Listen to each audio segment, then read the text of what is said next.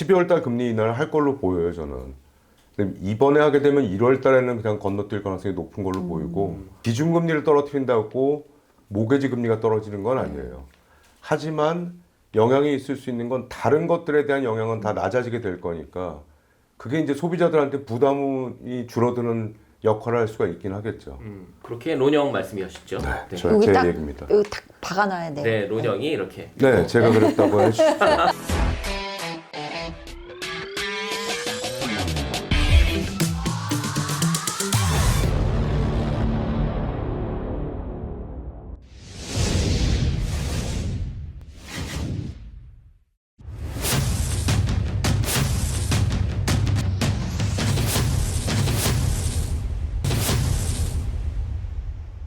차량 틴트, 주택, 상업 틴트, 블랙박스, 틴트 마스터. 커머셜 비즈니스 하우스, 블라인드 쉐이드 셔터 커튼, 특별 주문 제작도 가능한 Blind Story. 자, 저희 집 프로. 오늘 북적북적하네요. 또 처음 뵈는 페이스들도 있는데 2025년 또 연말이 다가왔습니다. 결산을 맞이해가지고 이렇게 게스트 두 분 초청했습니다. 여기 유튜브 채널을 운영하시는 친절한 혜민 씨 맞죠? 네. 친절합니다. 친절하신 혜민 씨는 나중에 또 오시나요? 아니, 네, 국회라는 소문이 있는데. 아닙니다. 진짜 친절합니다. 네. 여기 김혜민 씨는 또 저희 그린포인트 리얼터로 또 활동을 하시고 친절한 혜민 씨로 부캐로 이렇게 뛰고 계시는데 이렇게 또 이렇게 연말 결산을 맞이해가지고 저희가 이렇게 또 모셨고 프라임 홈론의 네. 김봉수 선생님 네. 맞으시죠? 네. 네. 저희 2025년 부동산 결산이 한번 컨텐츠를 찍어보자 이렇게 얘기가 나와가지고 늘 저희 이 세 분, 론영님, 또 수율씨, 저 이렇게 세 분에서 하는데 보시는 분들 같은 경우 좀 식상하실 것 같아요. 그래서 늘 이 사람들 똑같은 얘기만 하는 거 아니냐 이래가지고 저희 또 이렇게 두 분 초청해가지고 부동산 한 분, 또 융자 하시는 분, 이 현직에 종사하시는 이 두 분을 모셨습니다. 네, 초대해 주셔서 네. 감사합니다. 감사합니다. 자, 2025년 말들이 많았습니다. 정지, 냉각, 그다음 또 뭐 버팀목이라고 해가지고 시장에서 이런 단어들을 많이 듣고는 했는데 상반기 기준으로 미국 전체 부동산 거래량이 전년 대비 한 18% 정도 감소했는데 반면 평균 집값은 2%가 상승을 했습니다. 여기에 대해서 다들 2025년 부동산 시장을 한마디로 좀 정리해 주신다면 어떻게 표현을 해주고 싶으세요? 그 사장님 말씀하신 거랑 비슷하게 한 단어로는 좀 네. 정체기가 아니었나. 뭐 집값은 여전히 떨어지지도 않았고 거래량은 엄청 급감했고 그렇다고 또 금리는 여전히 높고 뭐 안 좋은 거는 다 모여 있는 그런 시장이었던 것 같아요. 융자 시장 쪽은 어떠셨나요? 아무래도 부동산 매매가 적다 보니까 네. 저희 쪽도 영향을 많이 받고 있습니다. 네, 저희도 융자 건수가 많이 줄어들었고요. 네. 손님들이 이자율 때문에 많이 좀 버거워하시죠. 그쵸. 이렇게 막 계속 살까 말까 막 네. 고민만 많이들 하시죠. 네. 그리고 이제 문의를 주셨을 때 예상했던 월 페이먼트보다는 좀 더 높이 나오니까 그런 부분에서 좀 부담을 많이 느끼시는 것 같습니다. 저는 네. 지금 정책이라고 말씀을 하셨는데 거기에 덧붙여서 제가 느끼고 또 NAR에서 발표한 리포트에 따르면 양극화라고 정의할 수가 있을 것 같아요. 40만 대에서 50만 초반대의 수요층의 실구매자는 증가를 하고 또 100만 불 이상의 캐시바이어들은 꽤 문의가 있었는데 70만 불에서 90만 불 사이에 그 중간층 셀러와 바이어분의 이게 정체기가 있지 않았나. 네, 그렇게 보고 있습니다. 외국인이신가요? 오늘 왜? 또 영어로 이렇게 준비를 리포트도 많이 이게 해오셨어요. 자료도 이제 영문으로 하셨는데 논문을- 어느 나라 논문을 분이시죠? 뽑아오신 것 같아요. 네. 그래서 결론이 2025년 한 단어로 표현을 해주시면 한 단어로 말한다면은 별로 재미가 없었다라고 재미가 볼 수 있어요. 없었다. 예, 재미가 없었고 결국에는 집값은 떨어진 걸로 봐야 되지 않나 싶어요. 근데 말씀하신 것처럼 아까 평균 가격은 오르지 않았냐라는 건 얘기는 예전에도 한번 그런 말씀을 드렸지만 이 집값 평균이란 거는 팔린 집들을 기준으로 하기 때문에 그렇죠. 낮게 팔린 집들과 높게 팔린 집들을 평균치를 섞어서 계산하니까 평균은 높아진 걸로 좀 보이게 되는 거고, 그거 영향으로 이제 2026년도부터는 융자 상한선도 올해 80만 6,500에서 83만 2,750으로 또 늘어나게 됩니다. 일반 융자 금액까지가.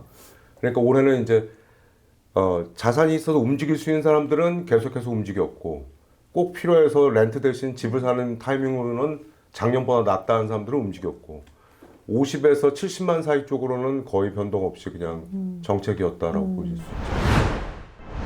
저희 같은 경우는 지금 현장에서 다들 일을 하고 계시잖아요. 그래서 현장에서 올해 가장 체감된 변화는 이렇게 어떤 것들이 있었는지, 부동산 같은 경우는 실제로 뭐 쇼잉이라든지 리스팅들이 다른 해, 전년 해보다는 굉장히 많이 안 움직였습니다.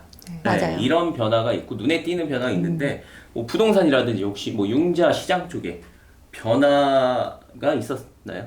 올해는 특히 보통은 이제 바이어 마켓, 셀러 마켓 이렇게 한쪽은 활발하고 한쪽은 좀 이렇게 뭐 슬로우한 이런 분위기였다면, 올해는 양쪽 다 셀러는 셀러대로 나는 이렇게 낮은 가격에 내 집을 팔기 싫어 이런 분위기였고, 바이어는 바이어대로 지금 이렇게 별로 집값 안 떨어진 것 같은데 사는 게 맞나?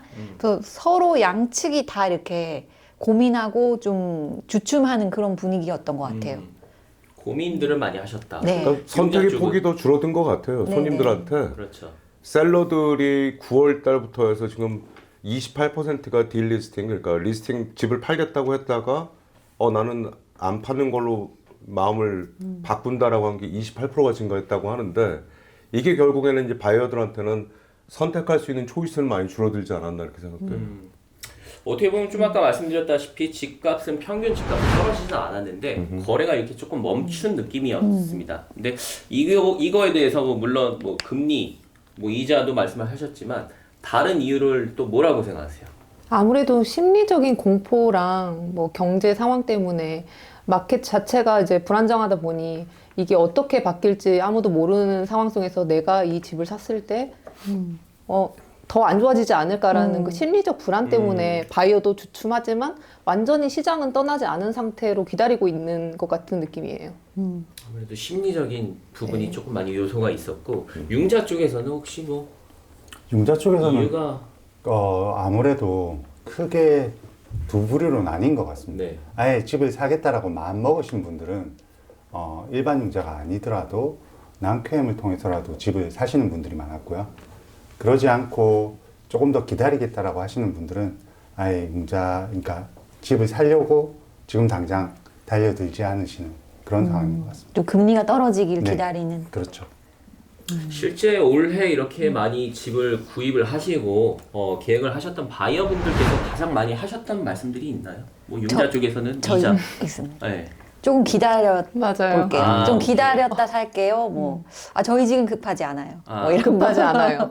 네. 가장 많이 하셨던 말씀 같아요. 네, 진짜 어쩜 이렇게 바이어 분들이 다 같이 급하지 않으셨는지 올해는 네. 그 저희도 말을 제일 많이 비슷한 들었습니다. 얘기는 네. 많이 듣습니다. 네. 특히 재웅자 하실 분들 같은 경우에는 조금만 더 기다려 볼게요. 네. 라고 많이 하시고. 다들 공통적으로 하셨던 말씀이 이자 좀 내려가면은 뭐 쉽게 살 수 있을 텐데라고 이제 많이 생각하셨던 것 같아요. 아무래도 이자에 대한 영향이 가장 컸던 게 아닌가 이렇게 네. 생각이 드는데, 그리고 저는 네. 또 한 가지로 이자도 있지만 이제 이자 때문에 발생하는 월 페이먼트의 부담이 바이어분들께 가장 크게 작용하지 않았나 싶어요. 그래서 지금 새로운 빌더들도 가격 흥정을 하는 것보다는 레이트 바이 다운 같은 프로그램을 통해서 손님들에게 보여줄 때 너가 감당할 수 있는 월 페이먼트가 얼마니? 라고 먼저 물어보고 그 페이먼트에 맞춰서 할 수 있게 이렇게 옵션을 주는 형태가 많았거든요.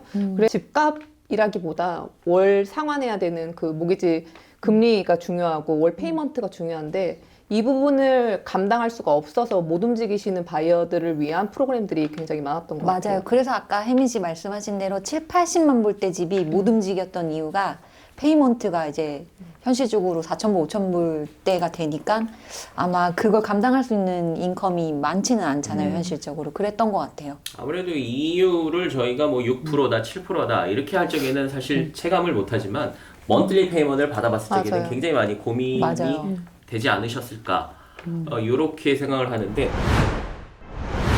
혹시 올해 거래하신 것 중에서 기억에 남는 뭐 케이스나 이런 게 있으셨나요?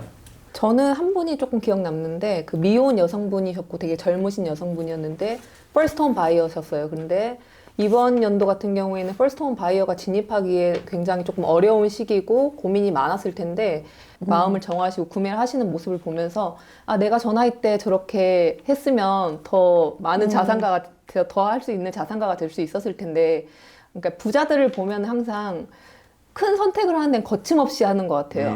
그래서 이분이 하신 말씀이 나중에 저는 이 모기지를 함께 갚아나갈 남자친구만 있으면 돼요. 이런 말씀을 하셨던 게 정말 멋있었다라는 생각이 들었습니다. 아무래도 뭐 손님들이 지금 시기가 시기인 만큼 금리보다는 조금 타이밍 이런 것들을 많이 이렇게 좌지우지 하셨던 것 같아요. 저는 올해 했던 케이스 중에서 올캐시로 이제 투자용 그 타운홈 둘루스에 있는 타운홈 구매하신 손님인데 너무 좋은 가격에 거의 제가 봤을 때 파격적인 가격에 현금으로 탁 그거를 낚아채시더라고요. 그래서 아, 올해 같은 마켓에도 이렇게 준비된 사람들은 뭔가 이렇게 부자가 되는구나. 네, 기회를 탁 잡는구나. 그렇죠. 그냥 저도 좀 네. 부러웠어요. 네. 사실 올해 같은 경우 저희 뭐 부동산 이렇게 중개를 하시면서 저희가 봐도 아 이거는 진짜 내가 사고 싶다. 득템이다. 내가 돈 맞아요. 있으면 이거 내가 사고 게이드. 싶다. 이런 네. 거 이렇게 좀 거래를 좀 느끼신 것 같아요. 네. 저희가 봐도 아, 이 정도까지 깎아준다? 아, 이렇게 뭐 셀러가 굉장히 뭐 적극적으로 거래를 이렇게 성사를 하려고 많이 이렇게 가격도 리듀스하고 또 빌더도 새 집도 마찬가지로 인센티브 굉장히 많이 줬습니다. 맞아요. 올해 같은 경우는. 그러면은 셀러들이 가장 올해 같은 경우는 조금 후회하시거나 아, 이 타이밍을 놓쳤다 이렇게 말씀하시는 분들도 계셨을 것 같아요. 올 초에 금리 이제 인하한다 이런 분위기가 왔을 때 용자 쪽도 그랬겠지만 저희 쪽도 갑자기 좀 기다리셨던 바이어 분들이 좀 전화가 조금 오기 시작했잖아요. 그때 이제 집 매도를 놓치신 셀러분들이 그 이후로는 또 사실 하반기엔 좀 슬로우 다운 되는 분위기로 가고 더 이상의 뭐 금리도 뭐 파격적으로 내리는 게 없다 보니 그때 조금 매도 시기를 놓치신 셀러분이 좀 많이 아쉽지 않으셨을까. 네. 실질적으로 또 올 초 같은 경우는 거래가 그렇게 막 터무니없게 슬로우하진 않았는데 맞아요. 올 초 괜찮았죠. 올해 여름 이 시기 이후에는 조금 눈에 띄게 맞아요. 슬로우했는데 이게 아무래도 금리 쪽도 영향이 있었죠. 금리도 영향이 많이 있고 관세 발표한 거에 영향이 실질적으로는 6개월 정도의 격차가 있다 보니까 네. 4월부터 그랬으니까 그 이제 10월 정도부터는 실생활에 사람들이 피부로 와닿게 되고 이거 모든 게 다 비싸지니까 아까 김혜민 씨가 말씀하신 심리적인 거에 대한 부분이 사실 굉장히 크다고 볼 수가 있고요. 그러니까 소비 자체가 지금 좀 많이 줄어든 걸로 나오고 있으니까. 근데 그 소비 중에서 가장 큰 게 주택 구입이니까 사람들이 아무래도 멈칫하는 게 아닌가. 이자는 올해 초보다 지금이 더 낮은 건 맞거든요. 네. 그러니까 비단 이자만 갖고 지금 사람들 결정이 왔다 갔다 하고 있지 않다는 얘기죠. 사람들은 더 낮은 가격에 더 낮은 이자에 이 두 가지를 다 잡을 수 있는 시점까지를 좀 더 기다려야겠다. 그래서 이게 자꾸 미뤄지는 게 아닌가 생각이 들어요. 아무래도 연준에서 2025년 두 차례 이제 기준금리를 낮췄는데 내년에는 또 2026년 첫 금리 인하를 시사를 했습니다. 그래서 가장 많이들 궁금해하시는 금리 도대체 언제쯤 떨어질까? 언제 떨어지나요? 예, 이 이자율 언제 언제 정도 떨어질까요? 떨어질까? 언제 떨어지나요? 날짜를 꼭 집어 알려주세요. 알려주세요. 이제 올해 지금 2025년 기준으로 다음 주 10일 날 발표하는 게 마지막이고 1월 달에 또 예정돼 있고 하는데 만약에 12월에 금리 인하를 하게 된다면 저는 금리를 인하할 것 같다라고 다른 방송에서도 얘기를 했지만 12월 달 금리 인하를 할 걸로 보여요, 저는. 근데 이번에 하게 되면 1월 달에는 그냥 건너뛸 가능성이 높은 걸로 보이고 다른 방송에도 제가 설명을 드렸지만 기준금리를 떨어뜨린다고 모기지 금리가 떨어지는 건 아니에요. 하지만 영향이 있을 수 있는 건 다른 것들에 대한 영향은 다 낮아지게 될 거니까 그게 이제 소비자들한테 부담이 줄어드는 역할을 할 수가 있긴 하겠죠. 올해 12월 달 저희가 촬영 일정 기준으로 12월 달 한 차례 떨어질 가능성이 있다. 저는 하지만, 그렇게 보고 있습니다. 네, 그렇게 론영 말씀이셨죠. 네, 제 딱 얘기입니다. 여기 딱 박아놔야 돼. 네, 론영이 이렇게. 네, 제가 그랬다고 해주십시오. 김봉수 씨하고 저는 다른 유튜브 채널에서 얘기를 설명을 드렸지만 기준금리를 떨어뜨리는 거하고 모기지 금리는 사실은 직접적으로는 전혀 관계가 없어요. 채권 가격인데 이 미국의 채권이 잘 팔리냐 안 팔리냐를 놓고 봐야 되는데 이게 그냥 기준금리 인하한다라는 거 한 가지만 갖고 평가하는 게 아니고 국제 정세나 여러 가지가 다 작용을 해요. 최근에 있었던 이슈는 일본의 중앙은행이 금리를 높이겠다라는 것 때문에 이제 엔캐리가 발생을 하고 그걸로 인해서 미국 채권 가격이 또 많이 떨어졌었거든요. 그러니까 매일매일 같이 이벤트가 하나 있을 때마다 근데 전 세계가 다 지금 인플레이션이다 이런 것 때문에 지금 치고받고 하고 있기 때문에 이걸 속단해서 언제쯤 떨어질 거다라고 장담하는 건 되게 어려운데 희망을 걸어보는 건 내년에 선거가 있으니까 그리고 내년 5월 달에 페더럴 리저브의 의장이 바뀌어요. 근데 당연히 트럼프 행정부의 좀 친화적인 사람으로 바뀔 걸로 예상이 되고 그럼 금리 인하를 좀 더 속도를 가속화할 가능성이 있겠죠. 아까 언급하셨다시피 올해 굉장히 뭐 바이어 분들께서 고금리로 인해서 굉장히 많이 고민이 많았습니다. 그래서 올해 바이어 분들이라든지 아니면은 여기 뭐 그 셀러 분들 또 그 새집 같은 경우는 빌더 인센티브가 굉장했습니다. 그렇죠. 그래서 이 인센티브로 갖다가 뭐 금융 프로그램 이런 대출 프로그램에도 많이 쓰는 뭐 투원 다운이라든지 뭐 바이 다운이라든지 뭐 이런 인센티브로 뭐 클로징 커스트를 지원을 해준다든지 이런 거를 많이 사용을 하셔가지고 좀 페이먼 부담을 많이 줄인 케이스가 많았는데 실질적으로 바이어분들이 가장 많이 사용했던 프로그램이 어떤 게 있었나요 올해? 투원 바이다운 얘기가 나오셨는데 투원 바이다운으로 그 실제 금리보다 페이먼 줄이시면서 제일 많이 활용을 하셨던 것 같고요. 네, 컨벤셔널 융자를 하시는 경우. 근데 이제 빌더들 같은 경우에는 크레딧을 많이 지원을 해줬기 때문에 그게 가능했었고요. 실질적으로 그냥 리세일 같은 경우에는 셀러 쪽에서 이제 지원을 해주는 경우 그렇게 많이 하셨습니다. 근데 뭐 아쉽게도 그 지원금이 없다면 네 그거는 그렇게 할 수는 없는 경우들도 있었죠. 네. 그러니까 뭐 셀러가 내주는 돈을 갖고 어떻게 쓰는 게 제일 좋은 거냐라고 물어보는 분들이 많은데 이런 분들이 많았잖아요. 내 집 팔고 이사를 가고 싶은데 집은 먼저 사놔야겠고 내 집은 그 이후에 팔아야 되고 이 집 팔리면은 융자 금액 다 갚을 수 있고 이런 분들은 이자 낮추는 프로그램을 쓰는 게 맞지 않는 거고 템포러리 바이다운 같은 경우면은 셀러가 내주는 돈을 리저브 해놓는 거니까 돈을 돌려받게 되거든요. 집을 폐업할 때. 그러니까 이제 그런 경우에 손님들한테는 이자 낮추는 쪽 거를 권하지 않고 그냥 투원 바이다운, 템포러리 바이다운을 쓰시라고 얘기를 하죠. 그게 손님들한테 더 효과적인 거기도 하고. 그 부분에 대해서 굉장히 많은 질문들을 받았던 네. 것 같아요, 바이어분들께. 그 요즘엔 분위기가 이제 집을 그래도 팔고 간다 쪽이 더 우세한 쪽으로 돌아섰다고 보여져. 예전엔 다 렌트를 놓고 내가 딴 집 사고 이렇게 갔는데 이제는 내 집 파는데 시점상으로는 새 집을 먼저 사놓고 그 다음에 팔 거예요. 팔고 난 다음에 이거를 갚거나 재조정하거나 리파이낸스 하거나 이런 분들 문의가 많았던 것 같아요.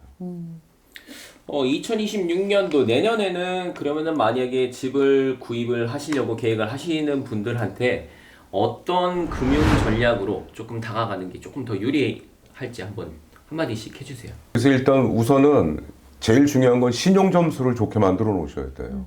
이제는 신용 점수에 따라서 모기지 이자율도 그렇고 각종 보험료도 이 크레딧 스코어에 따라서 변동을 하기 때문에 주택 구입을 하기 전에 제일 먼저 하셔야 되는 건 다운페이는 기프트를 받아서 사용할 수도 있으니까 돈을 은행 어카운트에 많이 모아놓는 것보다는 본인 신용을 집 사기 4, 5개월 전에는 미리 한번 확인을 해서 조정을 미리 해놓으시는 게 제일 중요합니다.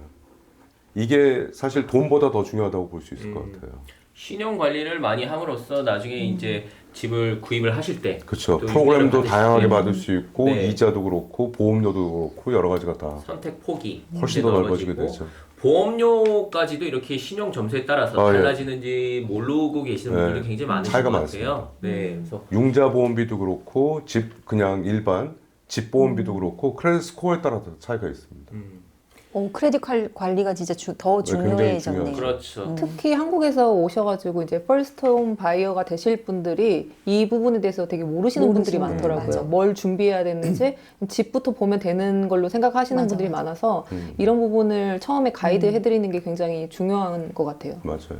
자, 이렇게 그 부동산 전문인 두 분, 또 융자 전문인 두 분 이렇게 모셔가지고 저희 집프로 이렇게 알차게 2025년 어떻게 보면 좀 결산이죠. 네. 어땠나 이렇게 저희끼리 한번 나눠봤는데 2026년 다가오는 2026년에는 시장이 어떨 건지 한번 예측하는 것도 저희 한번 영상으로 담으면 좋을 것 같아요. 네, 그래서 담을 예정이잖아요. 네. 정말. 네. 그래서 오늘 이렇게 재미나게 한번 올해 실제로 이렇게 필드에서 뛰시는 분들 모셔가지고 어땠는지 한번 얘기 나눠봤습니다. 저희 2026년 곧 한번 다시 촬영을 시작해보죠. 네. 네. 그럼 지금까지 시청해주셔서 감사합니다. 감사합니다. 감사합니다.